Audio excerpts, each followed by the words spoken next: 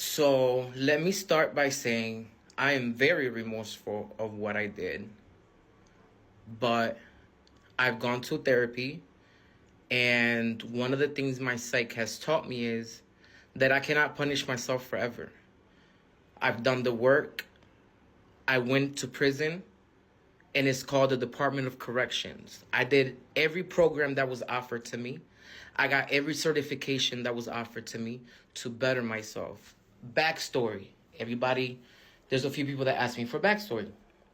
So I moved to New York with a friend, and that friend was addicted to drugs in a really bad way, right? I had no family here, and at that time, none of my family really spoke to me because I had came out the closet. So I was very dependent on him, right? So I move out here with him. I start dating the boyfriend that I'm talking about, who is no longer with us. And off rip, like 3 months in, I start getting slapped or whatever. And it just kept getting worse and worse and worse and worse. And he will put Ambience. Like, I would not want to have with him sex, and he will put Ambience in my drink and then take it without me even noticing when I'm passed out. And things just kept getting worse. The violence kept getting worse. I didn't have any family here. I only had that one friend. I thought I loved him. And you could say all you want about, oh, but you could have left or what. You just don't know until you're in that situation. Because I used to say the same thing about my cousin when she was in an abusive relationship. I used to be like, you stupid, leave. Like, I get it now. So please don't do that. So anyway, so he ended up hitting me one time with a bottle, popped my eye. They had to reconstruct my whole eyeball. You see that blue line?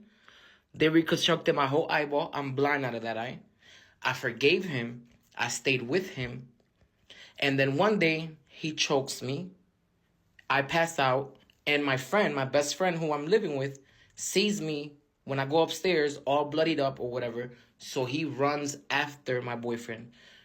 I grabbed the knives just out of instinct, protection, to scare off. My intention was never to use it. Again, until you're in a situation like that where your adrenaline is rushing, don't judge. So when he choked me and I passed out for a little bit and I saw glitter from the sky, and then I go upstairs and my best friend sees me all bloody, my best friend goes after him, so I grab the knives.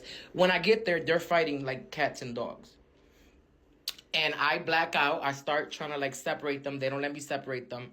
I ended up blacking out. I stabbed my best friend in the process as well, in the lung. And because my best friend didn't want to press charges on me, he also did some prison time because they said that we were acting in concert. Again, my conscience is sickened because I've never been a violent person. I've never, even when I was bullied in school, I don't have a violent bone in me. And I did the work in prison, like I said. So that happened.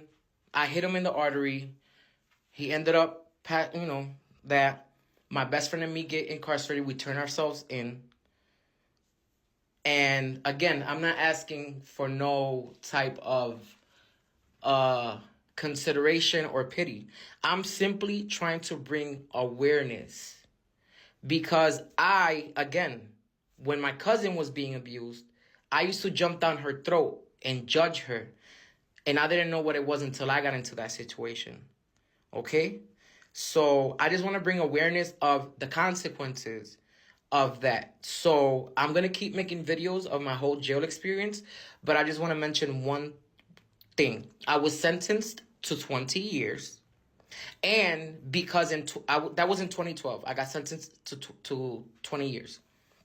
In 2019, New York passes a new law.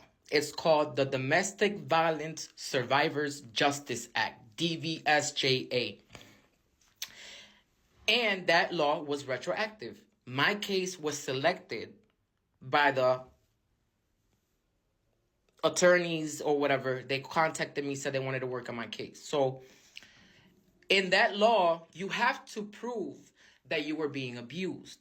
That because of the abuse, the extenuating circumstances, that's why you committed the crime. And in the acts of committing the crime, you either hurt or the person that was hurting you. Like, there's a whole bunch of things, that statutes that you have to prove. They don't just give that law to anybody. And by the grace of God, without me even, before me knowing that that law had even passed, that I even had a chance, again, Department of Corrections, I got sober. I got every certificate, my GED that I could, because I was going to make the best out of a situation and better myself as much as I could. I was a person that my whole life I was shifted between family members, so my stability was never there. And that's why I was just all over the place. So now that I was locked up, incarcerated, I made it my mission to better myself in every way possible. Stay tuned, because I'm going to continue talking about every experience in prison, and just stay tuned.